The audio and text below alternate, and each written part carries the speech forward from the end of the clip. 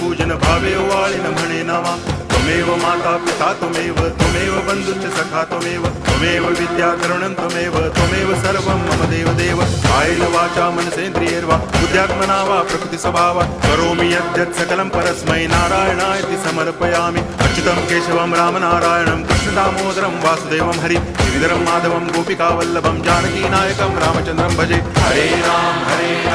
Ram Ram